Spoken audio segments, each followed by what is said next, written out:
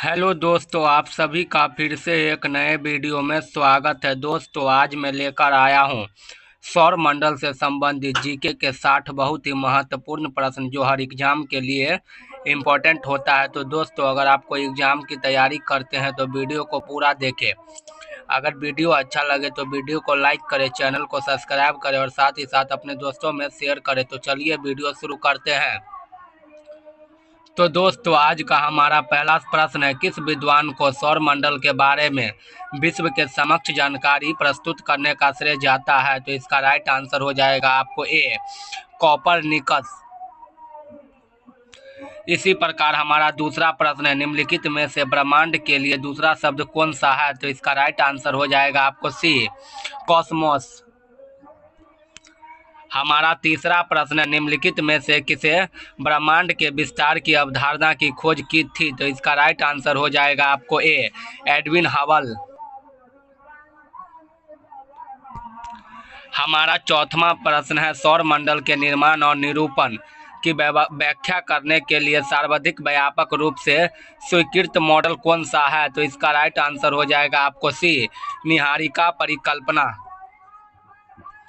इसी प्रकार हमारा पांचवा प्रश्न है, किसने अपने नए आविष्कृत दूरबीन से 1610 के आरंभ में पता लगाया कि बृहस्पति के 4 उपग्रह है?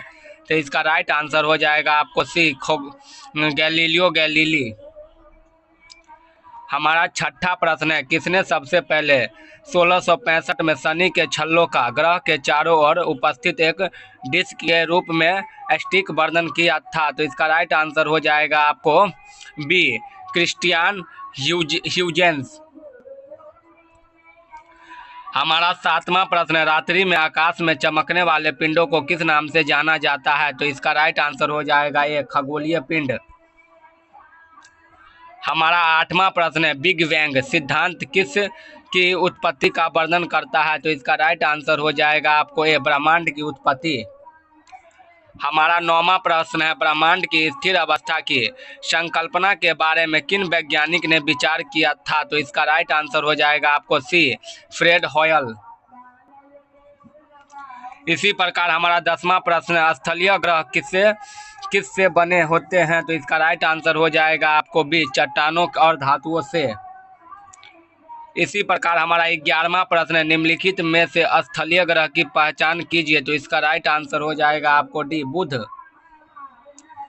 हमारा अगला प्रश्न है, निम्नलिखित में से किस एकमात्र ग्रह की सतह पर सरल पानी पाया जाता है? तो इसका राइट आंसर हो जाएगा आपको ए, पृथ्वी। हमारा 13वां प्रश्न है, कौन सी विकिरण पेटियां पृथ्वी के चारों ओर चुंबकीय रूप से फंसे अत्यधिक ऊर्जावान आवेशित कणों के विशाल स्वास्थ्य है? तो इसका राइट आंसर हो जाएगा आपको ए, वैन एलन। हमारा 13वां प्रश्न है, सबसे प्रसिद्ध नक्षत्रों में से एक जिसमें हम गर्मी के समय में रात के शुरुआती भाग में देख सकते हैं को क्या कहते हैं? तो इसका राइट आंसर हो जाएगा आपको डी, उर्सा मेजर सप्तऋषि। हमारा 15वां प्रश्न है, निम्न में से किस अवधि में क्वार्ट डिस्क नामक उल्का बौछार पृथ्वी से सामान्यतः दिखाई देता है? तो इसका राइट आंसर हो जाएगा आपको डी, दिसंबर से जनवरी।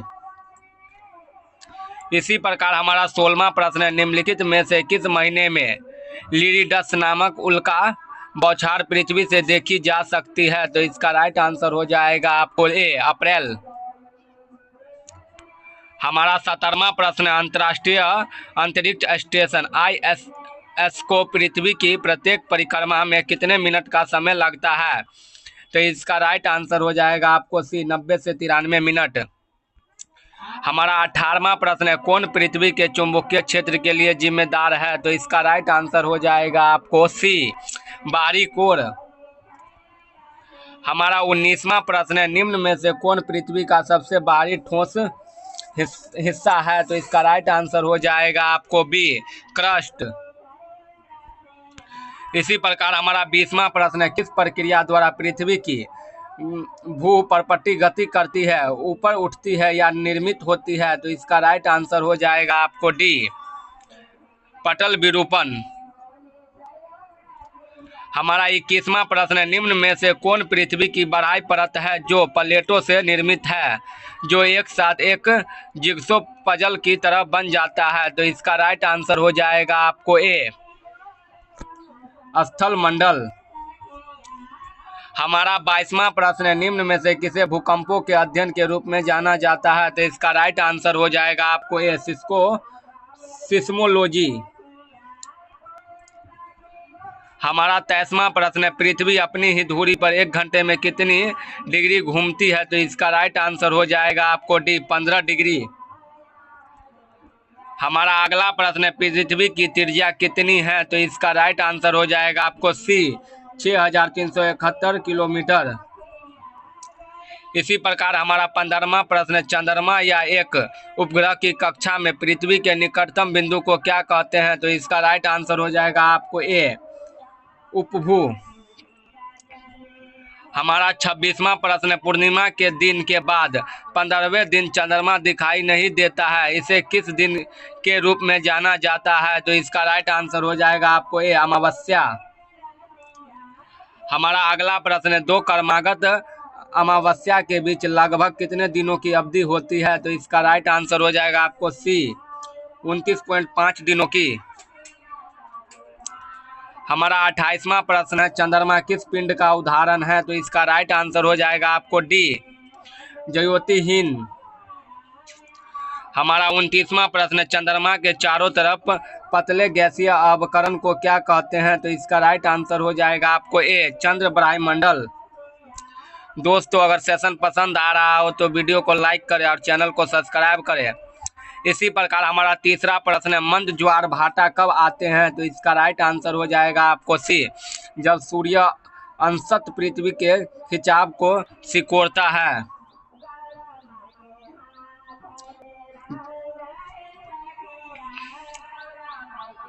हमारा 31वां प्रश्न है, चंद्रमा पर किसी वस्तु का भार पृथ्वी पर उसके भार के कितने भाग के बराबर होता है? तो इसका राइट आंसर हो जाएगा आपको सी, 1/6। हमारा 32वां प्रश्न है, चंद्रमा पृथ्वी का एक चक्कर पूरा करने के साथ ही साथ अपनी धुरी पर भी कितने चक्कर पूरे करता है? तो इसका राइट आंसर हो जाएगा आपको सी, 1 चक्कर। हमारा अगला प्रश्न है, किसे अब तक पृथ्वी के सौर मंडल के भीतर एक ग्रह के रूप में नहीं माना जाता है? तो इसका राइट आंसर हो जाएगा आपको सी, प्लूटो। इसी प्रकार हमारा 34वां प्रश्न है, किसके कारण पृथ्वी के मौसम में सभी परिवर्तन होते हैं? तो इसका राइट आंसर हो जाएगा आपको सी, सूर्य। इसी प्रकार हमारा अगला प्रश्न, सूर्य के चारों ओर घूमने वाले खगोलीय पिंड क्या कहलाते हैं? तो इसका राइट आंसर हो जाएगा आपको ए, ग्रह। हमारा 36वां प्रश्न, सूर्य के प्रकाश को धरती तक पहुंचने में कितना समय लगता है? तो इसका राइट आंसर हो जाएगा आपको सी, 8.3 मिनट। हमारा 37वां प्रश्न, सौर ग्रह कब लगता है? तो इसका राइट आंसर हो जाएगा आपको डी, चंद्रमा पृथ्वी और सूर्य के बीच में आ जाता है। हमारा अगला प्रश्न है, निम्नलिखित में से कौन सा सूर्य ग्रहण का एक प्रकार नहीं है? तो इसका राइट आंसर हो जाएगा आपको बी। इसी प्रकार हमारा 39वां प्रश्न है, बेली बीट्स को किस दौरान देखा जा सकता है? तो इसका राइट आंसर हो जाएगा आपको डी, पूर्ण सूर्य ग्रहण के बीच। हमारा 40वां प्रश्न है, अपसौर की घटना के दौरान पृथ्वी और सूर्य के बीच अनुमानित दूरी कितनी रहती है? तो इसका राइट आंसर हो जाएगा आपको B, 115 billion kilometre, 152 billion kilometre.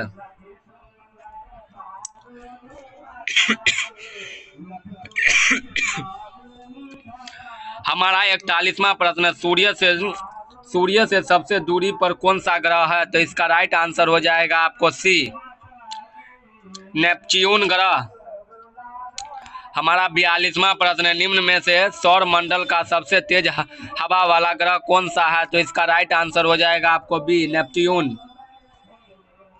हमारा अगला प्रश्न है, कुइपर बेल्ट की कक्षा के ठीक बाहर मौजूद बर्फ की चट्टानों को धूल के पिंडों का एक वलय है। तो इसका राइट आंसर हो जाएगा आपको डी, यानी कि नेपच्यून।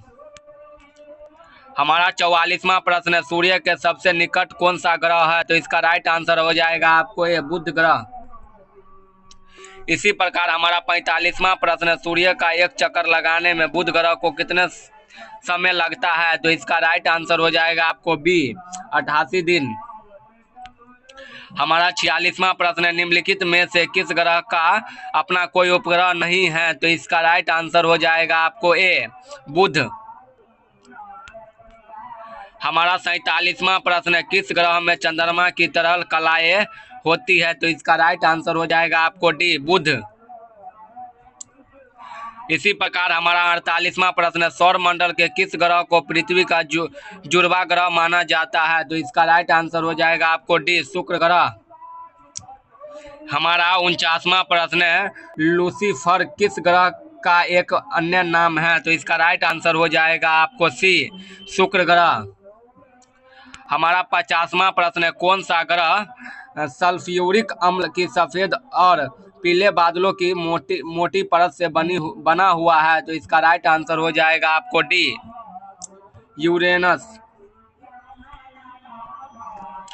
हमारा 51वां प्रश्न है, किस ग्रह को भोर का तारा भी कहा जाता है? तो इसका राइट आंसर हो जाएगा आपको शुक्र।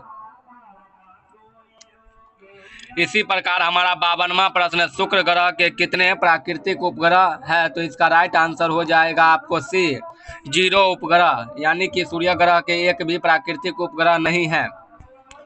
हमारा अगला प्रश्न है, निम्नलिखित में से कौन सा गैलीलियन चंद्रमा है जिसे 1610 में इटालियन खगोलीय शास्त्रीय गैलीलियो गैलीली ने घर में बने दूरबीन का उपयोग करके देखा था? तो इसका राइट आंसर हो जाएगा आपको डी गैनीमेड। इसी प्रकार हमारा 54वां प्रश्न है, गैनीमेड के बारे में निम्नलिखित में से कौन सा कथन सही नहीं है? तो इसका राइट आंसर हो जाएगा आपको डी यह शनि के चारों ओर घूमता है। इसी प्रकार हमारा 55वां प्रश्न है, बृहस्पति के पास 31 जुलाई 2020 तक कितने प्राकृतिक उपग्रह थे? तो इसका राइट आंसर हो जाएगा आपको ए 79 प्राकृतिक उपग्रह। हमारा 56वां प्रश्न है, निम्नलिखित में से किस ग्रह को विशाल गैस के रूप में जाना जाता है? तो इसका राइट आंसर हो जाएगा आपको डी बृहस्पति ग्रह। हमारा 57वां प्रश्न है, यूरोपा किसका प्राकृतिक उपग्रह है? तो इसका राइट आंसर हो जाएगा आपको बी बृहस्पति। इसी प्रकार हमारा 58वां प्रश्न है, किस ग्रह पर 300 वर्षों से भी अधिक समय से पृथ्वी से 2 गुना चौड़े घूमते हुए ग्रेट रेड स्पॉट नामक अंडकार बादल देखे गए हैं? तो इसका राइट आंसर हो जाएगा आपको सी बृहस्पति। हमारा अगला प्रश्न है, सौर मंडल के ग्रहों के क्रम में मंगल और शनि ग्रह के बीच कौन सा ग्रह आता है? तो इसका राइट आंसर हो जाएगा आपको डी बृहस्पति। हमारा 60वां और लास्ट प्रश्न है, निम्नलिखित में से कौन सा बौना ग्रह मुख्य क्षुद्र ग्रह बेल्ट में स्थित है? तो इसका राइट आंसर हो जाएगा आपको सी सेरेस।